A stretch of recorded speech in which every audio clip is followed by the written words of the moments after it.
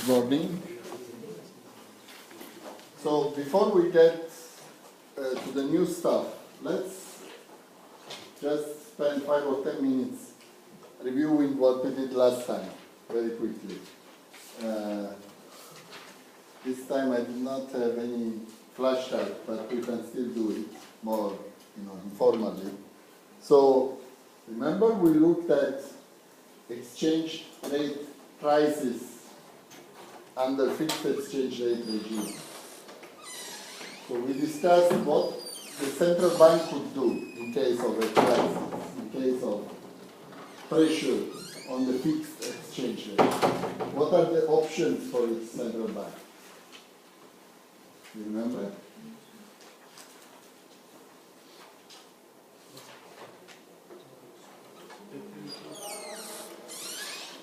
Central bank has a lot of reserve, foreign reserve.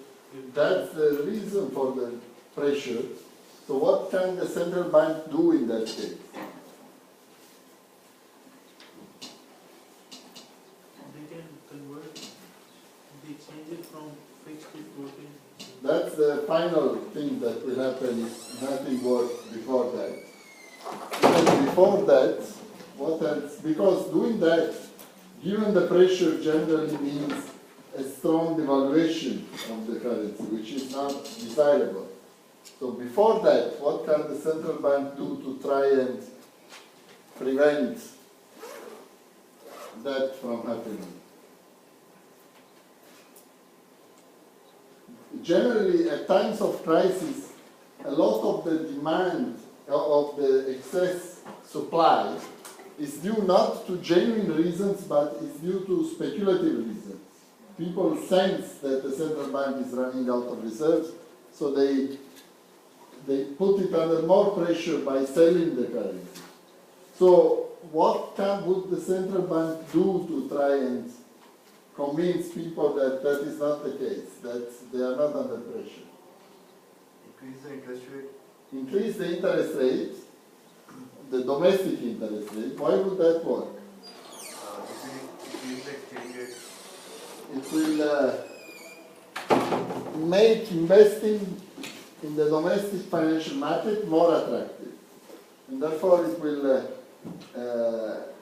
hopefully contribute to increasing demand for the currency. So it will shrink the excess supply of currency, which was causing the bank to lose reserves in the first place. Okay, so we saw that.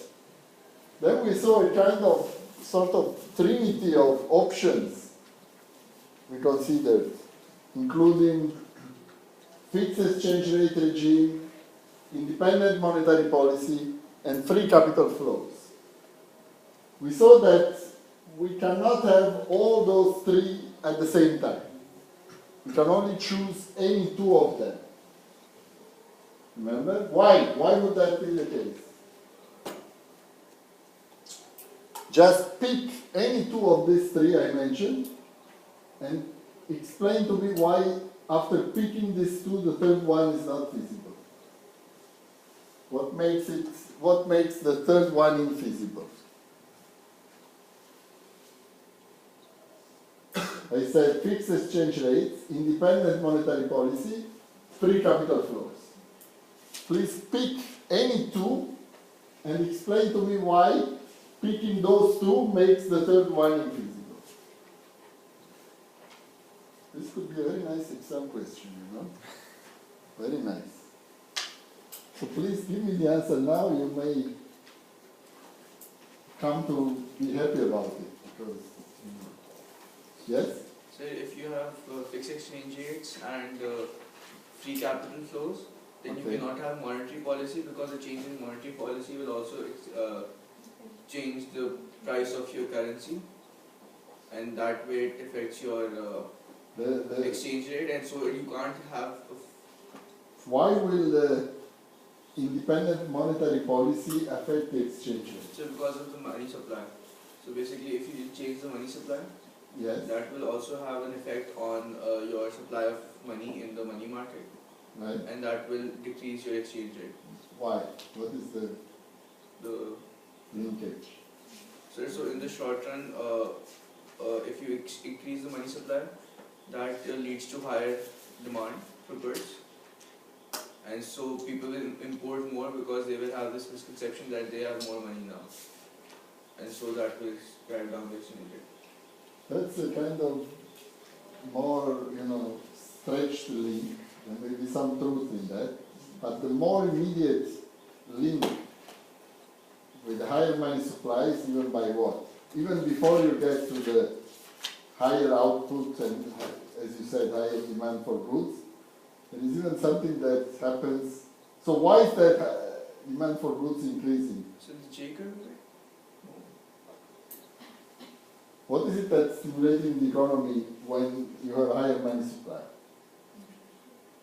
The interest rate, right? The interest rate decreases, And so investment will it becomes cheaper. But investment in the domestic markets become cheaper, but people who are saving will not be happy about that. So it will be less attractive, and it will become more attractive to transfer your savings outside.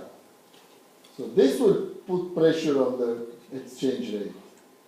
And therefore there is the inverse relationship. That is why the free capital flows makes the independent monetary policy infeasible under fixed exchange rate. If you had a restriction on capital flows, even with fixed exchange rate, you can still have independent monetary policy because capitals will not be able to flow outside. So like China. Yes. Okay. While I was talking, I remembered that I want to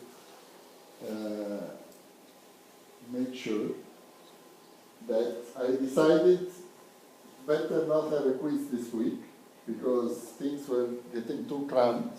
We have the exam looming next week. Look at the happiness. Exam looming next week. So it was getting a kind of strange situation where to avoid things becoming cramped later, we are making it very cramped now. It doesn't make too much sense to me. So because of that, I thought maybe we skip the quiz now and we'll have after we come back from the spring break. Okay, so we'll have a normal lecture on Thursday. We'll have our normal lecture on Tuesday next week, and then we'll have the midterm exam on Thursday. Obviously, we will not have a lecture on Thursday morning. The exam will be in place of the lecture. Okay? So Thursday you don't need to wake up early. You can. Okay. So going back, so we saw this story about the policy options. Only 2 out of 3 are feasible. Then we moved on to studying what happens in the Mundell-Fleming model when price changes. And we use that to derive the aggregate demand curve in the Mundell-Fleming model. So,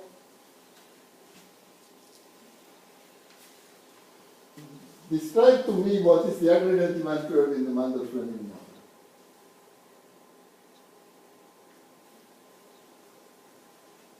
And why it has the shape that it has, which is a downward sloping relationship.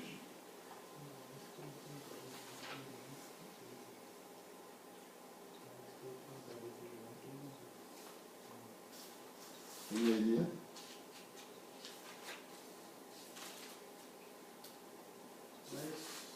It's a negative relationship between the real exchange rate and the output.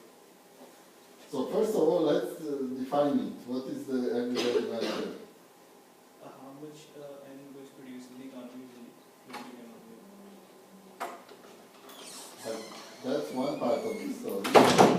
We generally have 2 quantity demanded. There's And this here you price have- level on the other side. price level on the y-axis, which is Right. going to be the real exchange rate. It's gonna be, The real exchange rate. no, still the price level. It's still the price level. The graph is still the same. It's still PY. See, this thing about where the exchange rate will go, where it will not go, it's always a source for confusion. I never saw 13 years lack of confusion on this one. Every single time people confuse. That is, so the AD curve is coming from where? From the ISLM. Now, normally, the ISLM would be about a relationship between output and interest rate. Okay? So it will be Y and I, normally. But in the Mandel-Fleming model, with the assumption of perfect capital mobility, the interest rate is no longer an endogenous variable determined in the domestic market. It's fixed at the international level. So what is now the endogenous variable? The exchange rate. So that's where we have the exchange rate here. Okay? And here we have the IS, star, and the LM. Now, from here, that's for a given price level. Now, if we change the price level, We reduce the money supply. Change the money supply. if we, what did I say? If we increase or we decrease the price level? Which word did I use? Change, I said change. Let's say if we increase the price level, The money supply will fall. And Will the fall. will shift to the left. and the LM curve will shift to the left, right? So that will reduce the equilibrium level of output. Therefore, with a higher price, it's lower output. So what is the chain leading from higher price to lower output? That's what I'm asking. We have higher price level. That's what this thing tells us, right? This price, this much output. Higher price level, lower level of output. So higher price level, we said, I will complete this part because you had mentioned it. This goes down. Okay? Then, what is the next step? I'm ignoring you for a moment. What is the next step?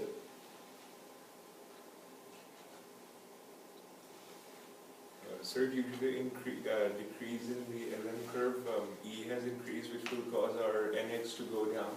So E goes up, right? Net exports go down, Net exports go down, which causes Y to go down. and Y goes down.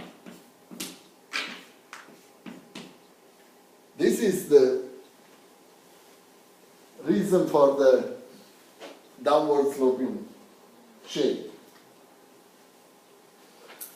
In the case where the interest rate was an endogenous variable, it would be slightly different. The higher price would still decrease money supply, which would now cause the interest rate to go up and investment to go down and the output to go down as well. If it was a large open economy, not only investment would go down, also the exchange rate. How would that work? Let me see. The exchange rate would go up when the money supply is going down, the exchange rate is going up. The exchange rate would go up and the net exports would fall. And that would also cause a decrease in output.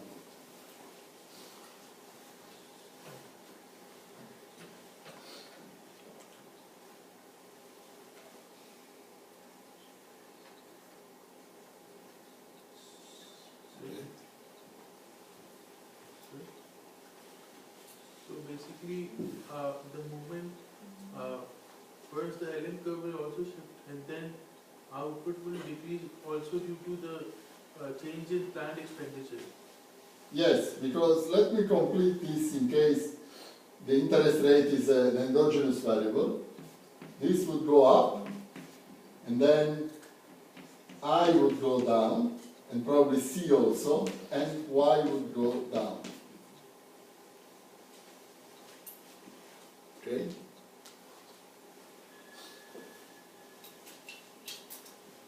Okay. So now we can turn to the new part. Today we will look more closely. We have always treated until now money supply as a constant which is under the complete control of the central bank. In reality, it's not quite like that. The central bank has important ways to influence the money supply, but it does not control it completely. We will see that the money supply is created by three different groups of people, if you like, by three different agents. So that's what we will see today.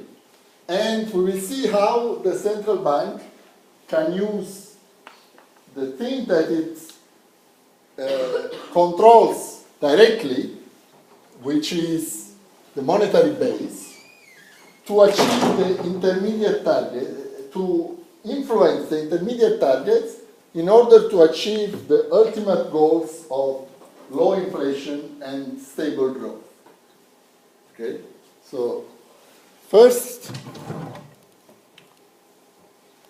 these are the three groups of people that contribute to creating money supply, that contribute to creating money. One is the central bank. The second is the banks, the depository institutions or banks, all the banking system. And the third group, like it or not, is each of us. We also contribute to creating money. And I will explain you how. So these are the three groups. Okay?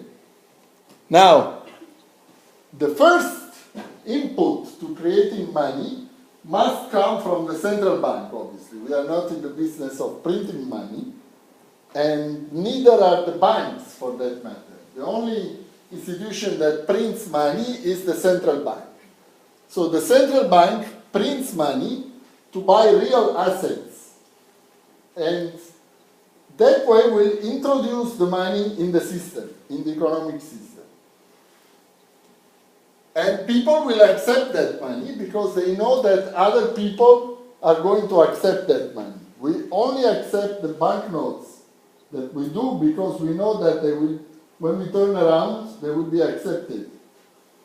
If you ever think of a banknote being a little bit, torn or something, that you have a suspect that it's not being accepted later, you immediately try to, get rid of it because it's not easy to circulate that.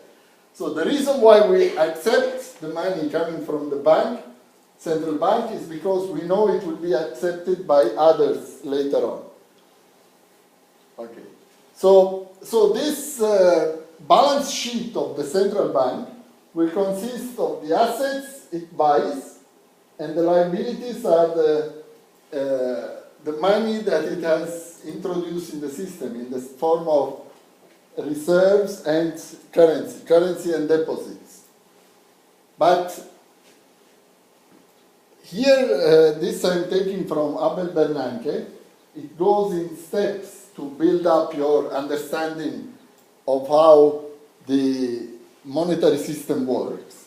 So the first step, the simplest step, is consider an all-currency economy with no banks.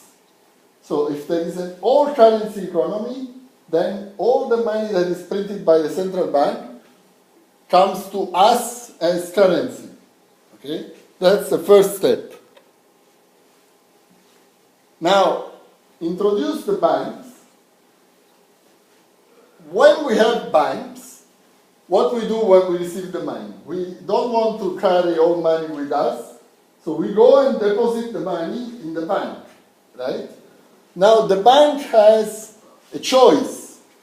It can keep the money it receives from us idle there as reserves, or it can choose to lend, to give loans out to people who need them in order to earn interest on that money. If it retains all the money without giving loans outside, then that's called 100% reserve banking, because all the deposits taken are kept as reserves, 100% reserves. If it gives loans out to some extent, then that is called fractional reserve banking, because that means that the banks are only holding a fraction of the money received as reserves. Okay, so all this may sound a little bit, abstract right now, but I'll very soon give you an example so that you can see how it works. So, in case suppose that people don't like to hold currency, to give you a simple example, so they immediately turn to the bank and deposit the money they receive. So in that case, the money supply is equal to deposits. And also this is equal to the monetary base. Okay? Now, here is the example I was talking about. Let's start with, suppose the central bank creates money for 1 million. 1 million, here the currency is the florin, 1 million florins. Okay? So the central bank creates this 1 million, and then people turn to the banks and deposit this money.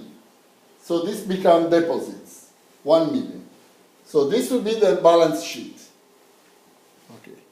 So now,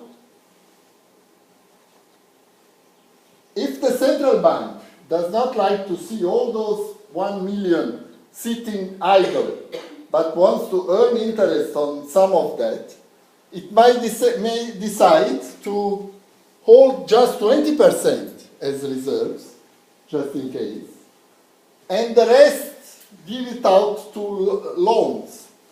So 20% of 1 million is 200,000. So 80% is 800,000.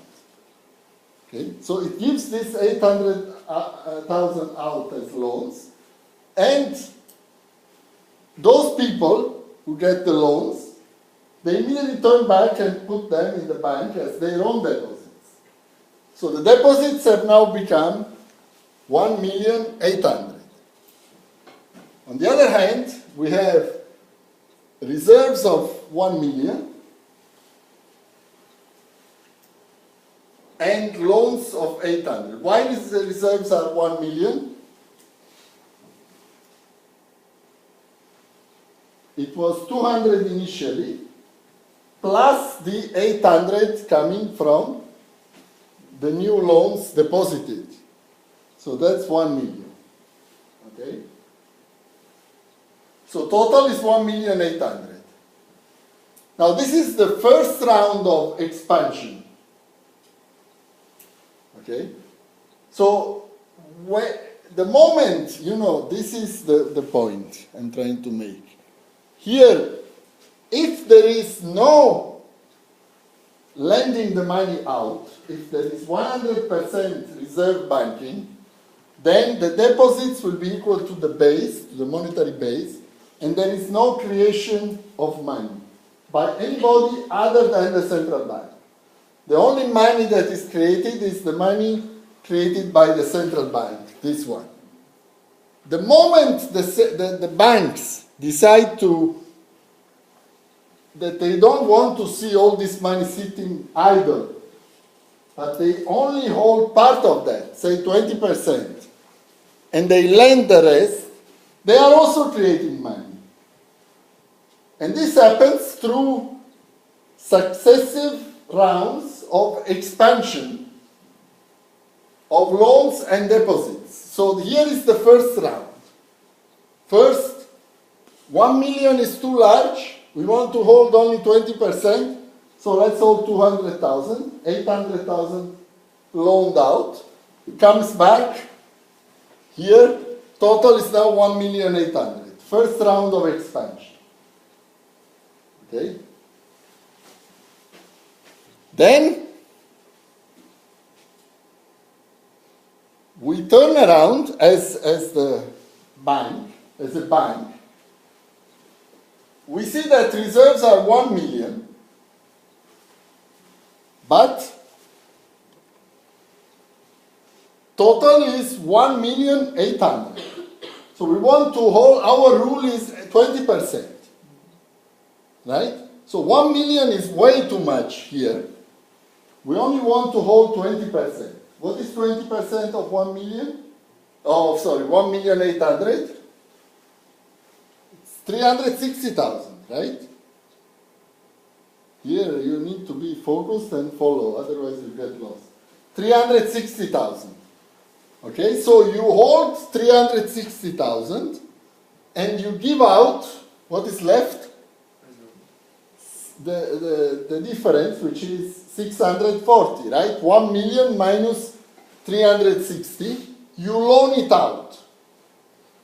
So that's 640. Okay? So here we go. So here now, the loans to farmers have become 1,440,000. The original 800 plus 640. Okay? And the deposits total are now 2,440,000. It's the 1 million original, the 800 that in the first round was loaned out, and now the 640 that is loaned out in the second round. Yes? Can we solve this on the board? I'm telling you. But sir, it's a bit cumbersome to understand the second part. When the deposits, when the assets were more than 1 million, then 20% reserves into. Okay, so first round. Okay, beginning 1 million, 1 million. Okay, then first round. Okay, so 0.20 of 1 million is 200,000. So that's reserves and 800,000 loan.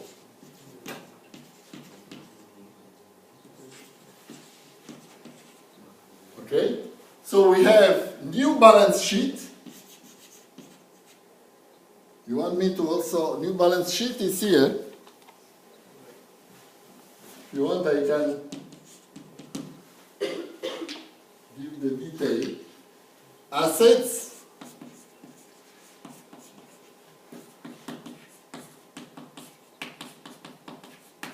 Okay, so deposits is 1,800,000 is 1 million plus 800. So total 1,800,000. That's the liabilities. Reserves will be 200 and 800 coming from the new loans. This is reserves. Okay? So this is 1 million. And then,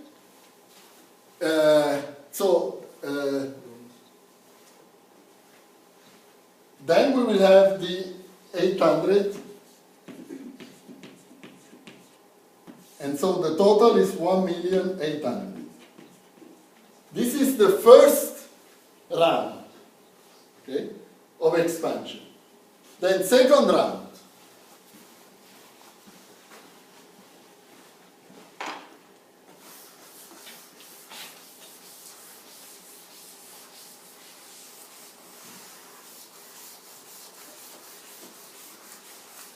Second round.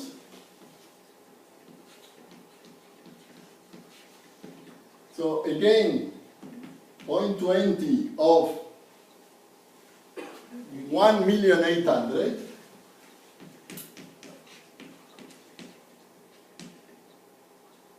is equal to 360. So that's reserve, new reserves, okay? New reserves. So the remaining part, 640, new loans.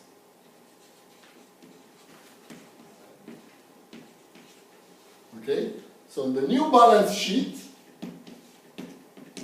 is now, reserves is again 1 million because it's equal to 360 and 640. Reserves. Okay. Then we have the loans, which are 800 from the first round and 640 from the new round. So this is 1,440 loans. Okay, so the total will be 2,440,000. And so on the liability side, you have deposits equal to 2,440,000. Okay? Now the next round, so that's here. We are here. The next round will be what? Now you tell me the next round. 20% of 14. 20% of 2,440. Okay, so third round.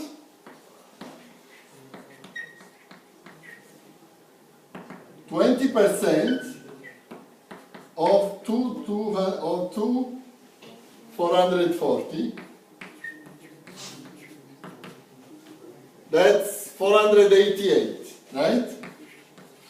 488 will be the reserves and new reserves.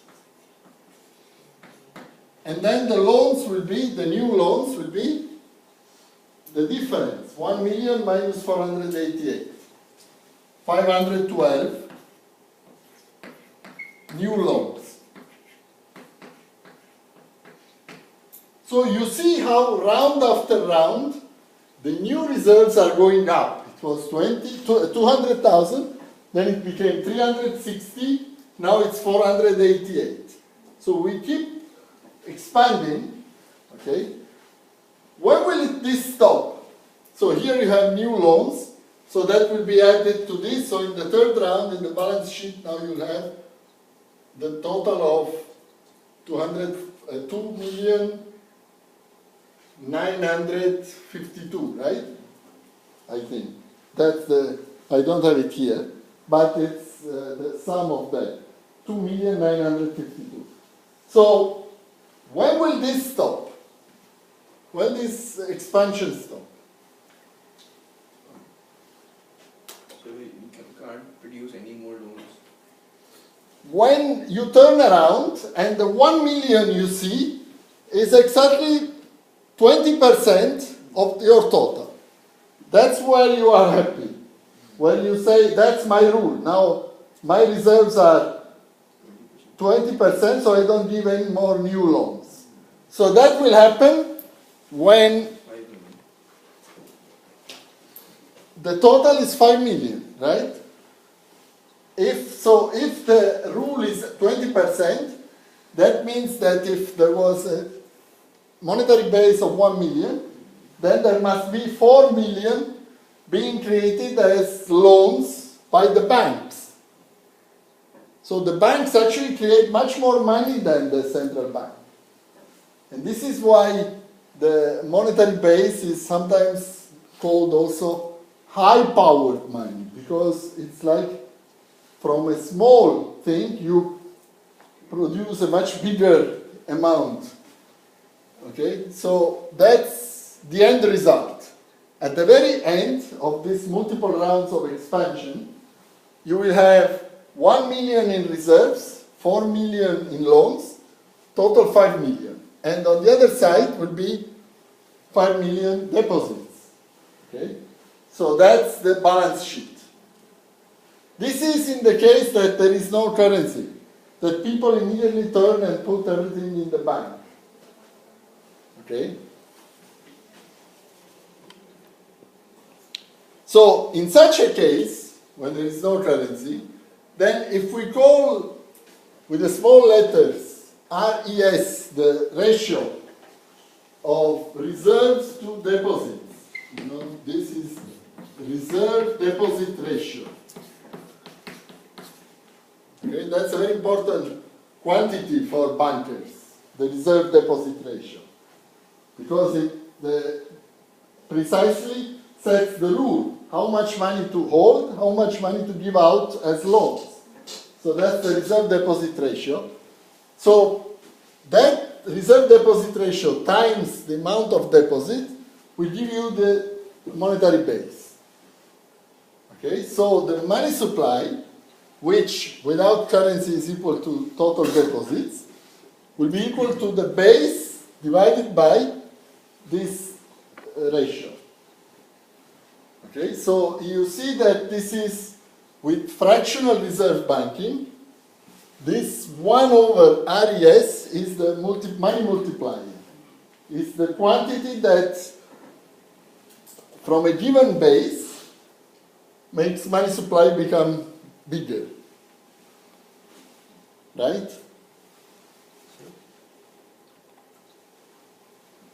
Now here there is another example. If you want to do the same with 25% instead of 20%, then you end up with, if you start with 1 million monetary base, will the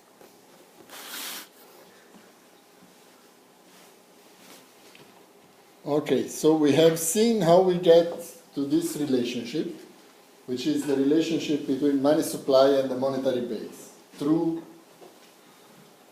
creation of money by all those three groups: the central bank, the banking system, and the rest of us, the public. Okay, so let's see. So when we look at that, I already told you, if the currency deposit ratio is 0, then we go back to the previous case. And when there is fractional reserve banking, then it will be greater than 1. Okay, now let's look more closely at what are exactly the ways that the central bank will create money. What was your question that I told you I explained after the break? Like the general population sells their real assets to the government and then they get the new money. Okay, that's So where how we are does the getting bank- now. How does the bank get their money from? Okay, that's where we are getting here. So, in order to create money, the central bank will print money, and then will buy assets and introduce the money into the system. Now, when we say buy assets, sometimes in the classroom, they're giving examples like will buy apples or things like that. That's not the case, of course. The central bank does not go and buy apples and puts the apples on the balance sheet. In general, what it does, it's buying government bonds. The bulk of assets in a central bank balance sheet, we will see, consists of government bonds. So it will buy government bonds from the government and pay with the newly created printed money. So that way, the central bank will have introduced the money in the system. Then, of course, the government will use that money, turn around and pay salaries to civil servants, this and that, and the money will start circulating. The civil servants will receive their salary, they put some in the bank, some they will hold as currency, they will make purchases, the shops will start getting the money, they will go and deposit that money in the bank, and so on and so forth. Okay, so that's how the money is being introduced into the system. Now, when the central bank buys government bonds, assets, and creates money, this is called an open market purchase. These are known as open market operations. So this is known as an open market purchase, and it will increase the monetary base and the money supply. The opposite case is when the central bank wants to reduce the money supply. Then it will sell the assets, and the money it receives, it will withdraw from circulation. It will basically destroy it, right? So that way, both the monetary base and the money supply will shrink. Okay, that is known as an open market sale. So for a given money multiplier, any change in the monetary base due to these open market operations implies an equal change in money supply. Right? So for a given money multiplier, which means for given reserve deposit ratios and currency deposit ratios, if the central bank increases the monetary base by 15% through these open market operations, that means the money supply will also increase by 15%. Okay? So this is how a balance sheet may look like for the central bank. In the assets, you can see it's mostly government bonds, US Treasury securities for the US, $693 billion. There is some gold as well. On the liability side, it's reserves plus deposits, right? So, it's currency plus reserves. So, currency, it's there, 694, and reserves is this much. It's the deposits of depository institutions. That's the reserves, right?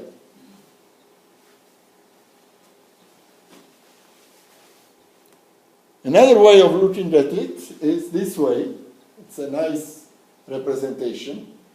So here we have, this shows only the liability side, right? So these are the reserves, and these are the currency held by the public. Okay. So the reserves, it's some money which is held in cash in the vaults of the banks. And some money is basically the deposits of the banks. The banks themselves, they go and deposit money with the central bank. So that is also part of the reserves. Now, of course, in reality, a balance sheet, central bank balance sheet will be more complicated than that. That was very schematic.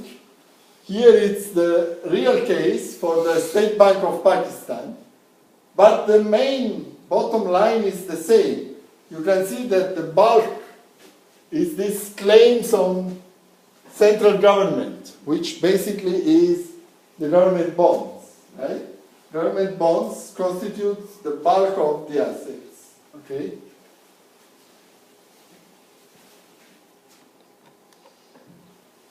And here you can see, again, in the case of State Bank of Pakistan, the various items, the monetary base, reserve deposits, and currency in circulation. So you see the order of magnitude, right? Currency is much larger than reserves because banks do not like to hold money idle. They will be eager to lend the money so that they can earn interest. Okay?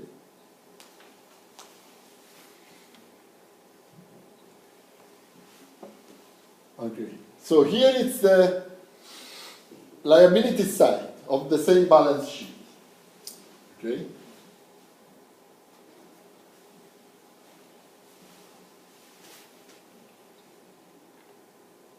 Now, let me cover some other ways that the central bank can affect money supply. So one was open market operations, open market purchases, open market sales, by directly increasing or reducing the monetary base. There are other ways that can be used. One is through so-called reserve requirements. So the central bank can make it compulsory for the banks to have a minimum reserve requirement. The banks may not be free to decide to lower this ratio at their pleasure, right? So that way, when the central bank increases the reserve requirements, it's basically affecting the money multiplier. It's changing this thing, okay? And for a given monetary base, right? So it will increase this, and therefore it will reduce the money multiplier and reduce the money supply. So an increase in reserve requirements will decrease the money supply through a decrease in the money multiplier. Okay? Other ways of, again, affecting the money supply is through, so, you know, the banking system is quite a complex system. So the banks themselves, they borrow money from the central bank. Just like firms go and borrow money from the banks also borrow money from the central bank. So this is called in the US discount window lending. And this way also the central bank can control money supply. Okay? Not only that, when lending money to the banks, the central bank will charge an interest rate. This is known as discount rate. It's the famous discount rate that is always in the financial news, that the Fed is either changing or keeping constant. That's the rate at which the central bank will lend money to the banks. Okay? So that discount rate is very important because it will make more or less costly for the banks to borrow money from the central bank. So an increase in the discount rate will discourage the banks from borrowing from the central bank. So therefore that will reduce the monetary base.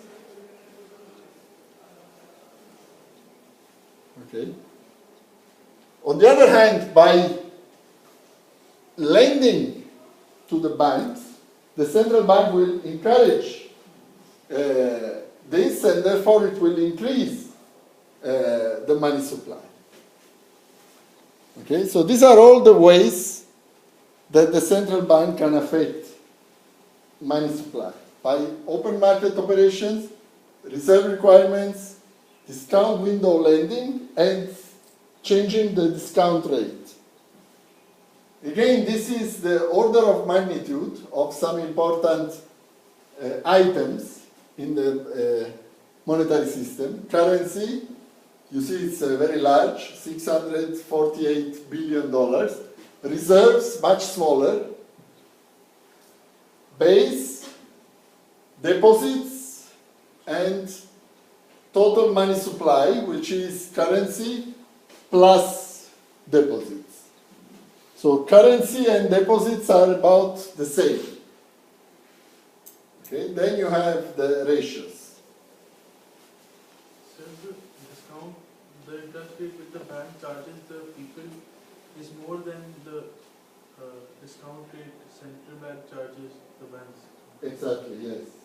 And in fact, there is also, we will see, there is an interest rate applied by banks to lend money to each other as well.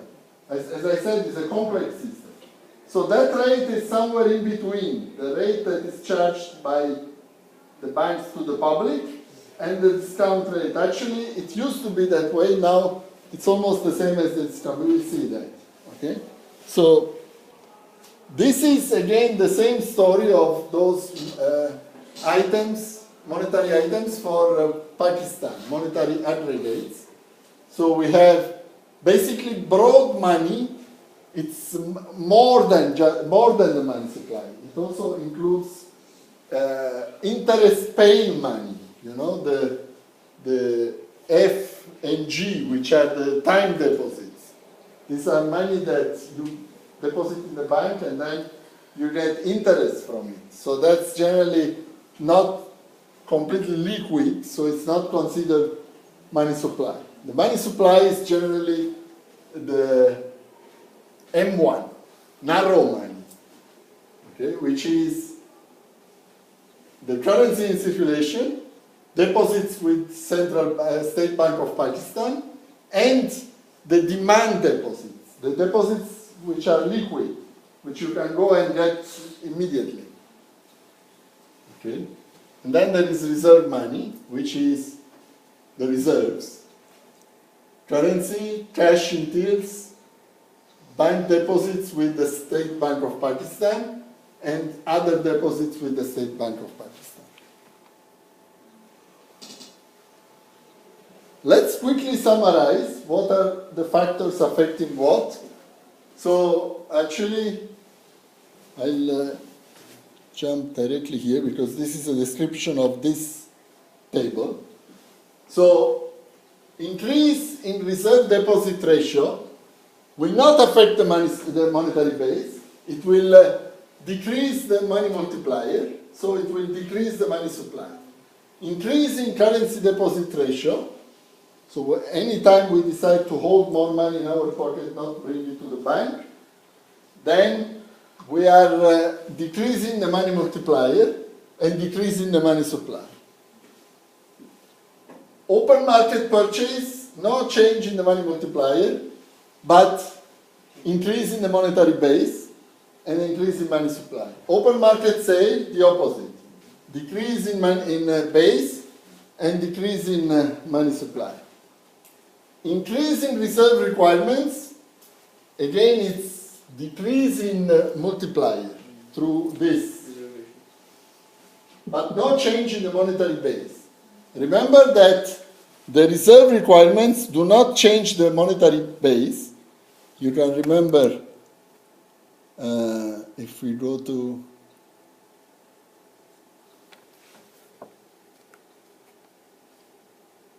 where do we go from? Next previous. I wanted to jump immediately to another slide.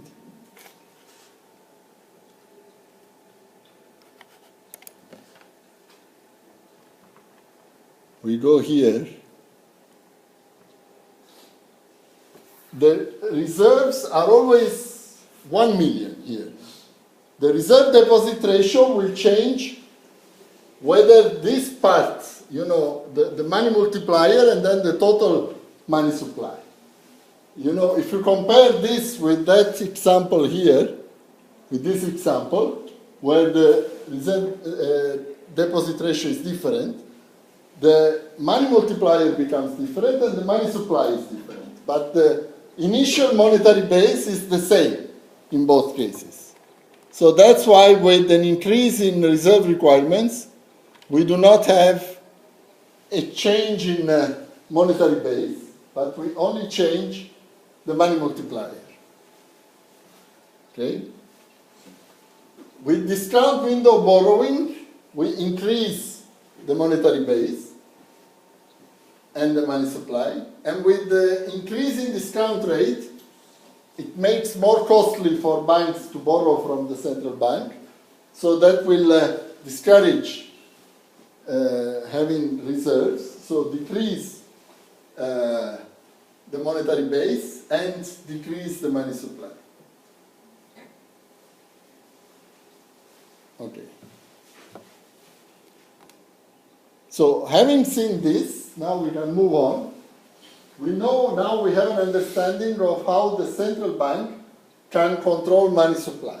What are the levers to control money supply? Okay. So now we can talk about these intermediate targets. So the central bank will directly control the monetary base, the discount rate, and the amount of window borrowing to the banks. Through that, it will want to affect money supply and the interest rate. These are known as intermediate targets.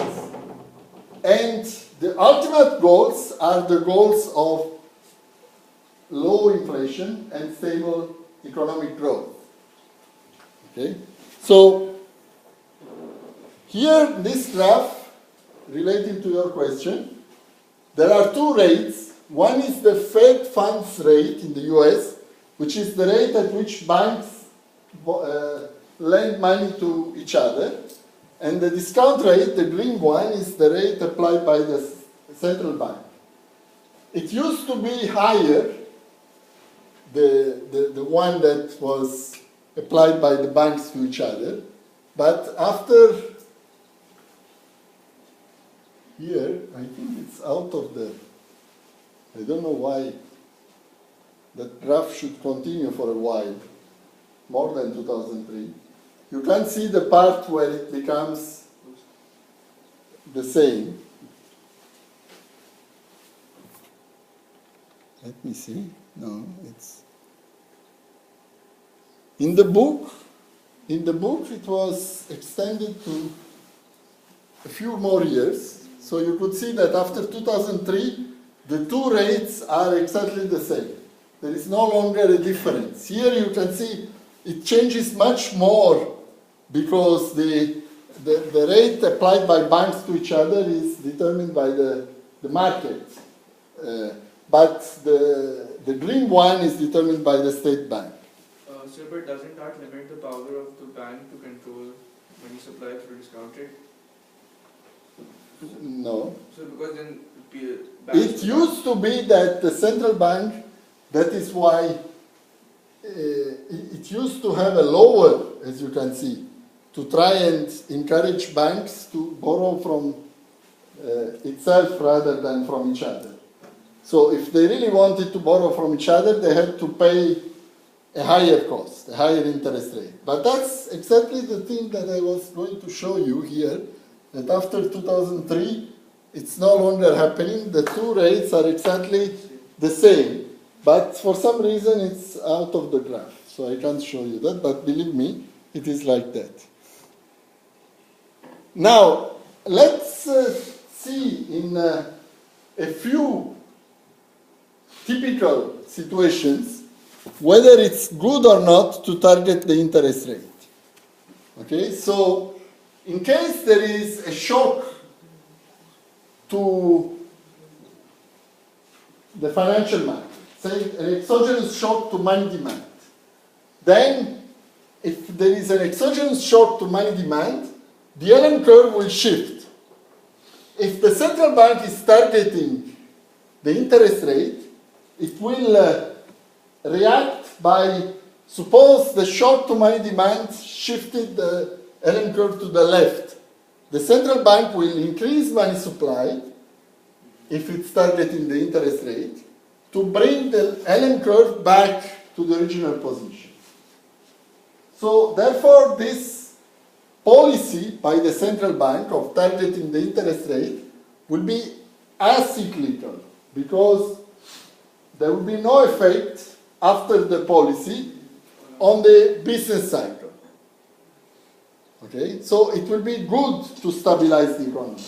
If the economy is being hit by a monetary shock, then trying to stabilize it through targeting the interest rate is good. Okay? So that's, again, the same story. Suppose we have a shock to money demand, then the LM curve shifts, then the central bank reacts, and the LM curve goes back. So it is acyclical. Now suppose instead that the shock is to the goods market. It's an IS shock. Suppose it's a positive shock, so the IS curve shifts to the right. Okay? If the central bank is targeting the interest rate, it has to increase money supply in order to keep that interest rate that is targeting, 3%. Right? So, in that case, the economy, instead of ending up here, it will end up here. And the economy will expand by more than if the central bank had not targeted the interest rate. So, in this case, the policy is pro-cyclical. The policy of targeting the interest rate after an IS shock is pro-cyclical. And this doesn't work very well in stabilizing the economy. Why? Because it's inflationary.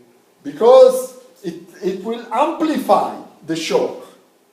Because it is pro-cyclical, yes, it is inflationary because if the central bank keeps trying to hold this interest rate, that means it has to keep holding the economy above the full employment level of equilibrium, and there will be always inflation brewing. So it amplifies the business cycle, and it's not effective at stabilizing the economy in case of an IS shock. Is that clear? Did everybody follow this?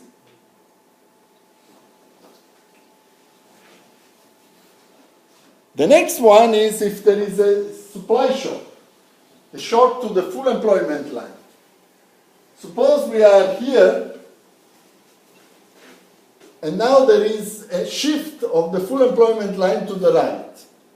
If the central bank is, so if nothing happens, if the central bank does not react, then what will happen when we are here? So excess supply of labor in the market. So because the IS and LM intersection won't change, but there will be more full employment capacity. That would cause The full employment line has shifted, so that means output is below full employment. full employment, which means Recessionary? It's recessionary? we are in a recession. So what does it mean?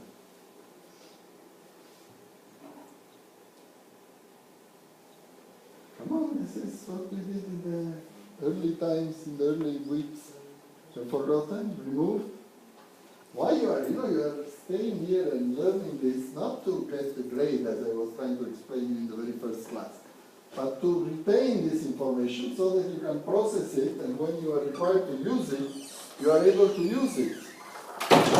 So you can't afford to forget just like that. What happens when output is below full employment?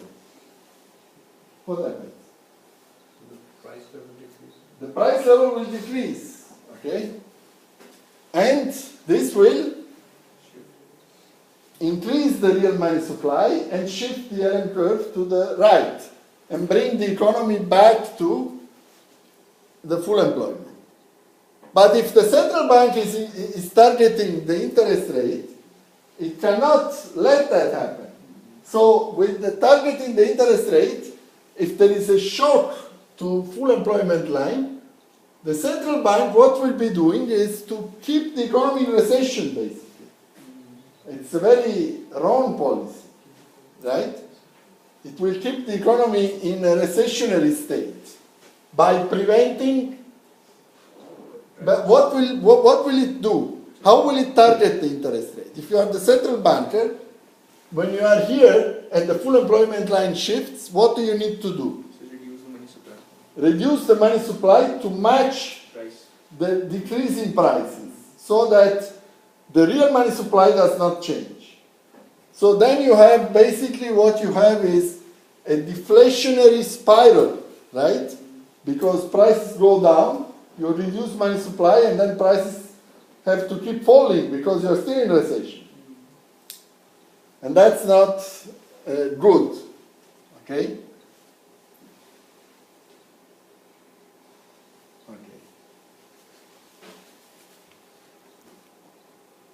Now we can see here of three important variables.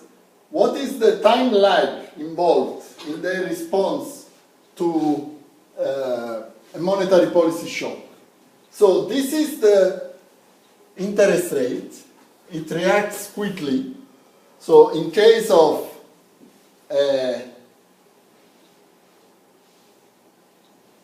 I think it's, let me see. This is a contractionary shock. So here it's something that decreases the money supply. So the interest rate will go up, right? That's the immediate reaction. For GDP to react to that increase in the interest rate, it takes more time. Eventually GDP goes down, and for the price level, this green line, GDP deflator, it takes even much longer time. That's the idea of sticky prices, you know. That's the reason why this is evidence that money is not neutral, right? So it takes time and then it goes down. Now, what are the channels through which monetary policy works? There are three main channels that are generally mentioned: the interest rate channel, the exchange rate channel, and the credit channel, which is more controversial. So we should be by now, at this stage, very familiar with the interest rate channel. How does the interest rate channel work? Even before I show you the next slide, you should, in a chorus, be able to tell me. How does the interest rate channel works in affecting the economy? How does monetary policy affect the economy through the interest rate channel? It affects the investment. It will, so an expansionary monetary policy will decrease the interest rate, which will increase investment and output, right? So, and the reason for so in this case, what we are considering is the opposite here in the slide, is a contractionary monetary policy. The reason for the increase in interest rate is the excess demand of money in the money market, right? There is excess demand of money. Why that causes an increase in the interest rate? Excess demand of money.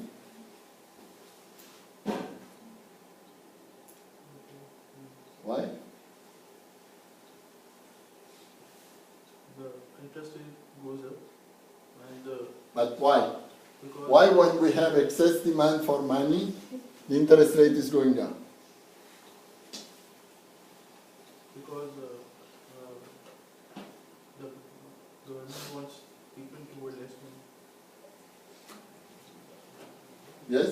So because the interest rate is the cost of money, and if there is more demand chasing less amount of money, the cost will go up, so the interest rate goes up. Okay. In detail, remember the mechanism I told you in detail, is that people have a choice of holding money or holding non-monetary financial assets, interest-bearing financial assets.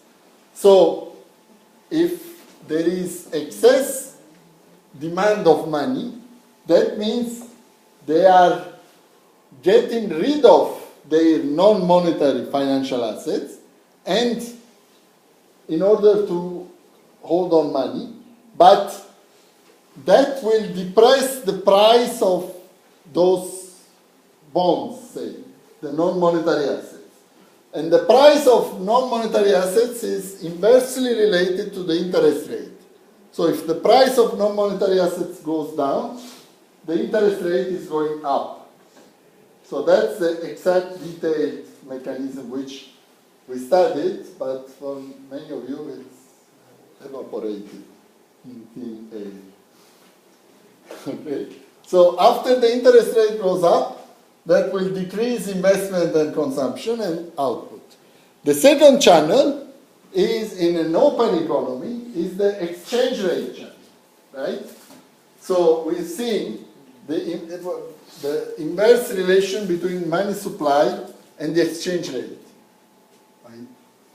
So was it a mosquito or a fly? I don't want to see mosquitoes yet. I know they will come eventually. So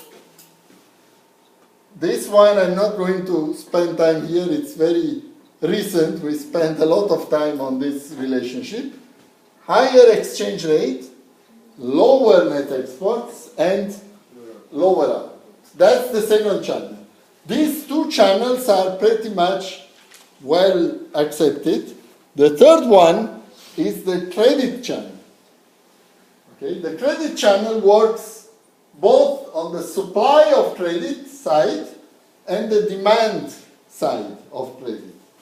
So on the supply side, if money supply goes down, if there is a tightening of money supply, then there will be less credit available to firms, because whenever banks have less money, then they will also have less money to lend to firms.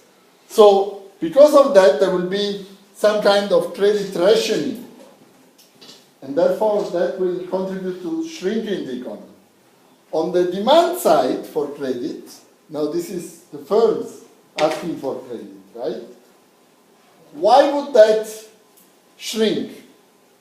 That works again through the interest rate. If the interest rate is higher, which it will be with the tightening of money supply, so higher money supply, higher interest rate, if you are a firm, when you are asking for a loan, the bank will want to see your patrimonial health, and it will ask you to produce your, to explain what are your assets, what is your net worth, basically. So if the interest rate is higher, any future income that you have, when you discount it, it will be discounted more heavily. So the kind of collateral that you can give to receive the money, it's worthless now. So for this reason, firms cannot borrow as much money, and they will have to invest less, and therefore output may shrink. So this is the credit channel. Everybody understands how supply and demand work. Supply side is the banks that give less money, therefore less credit and less, shrinkage in the economy. On the demand side, people cannot borrow as much money because the interest rate is higher. So that will show a less healthy condition for them. And therefore, again, they will be able to invest less. Okay? And next, the slide you like the most.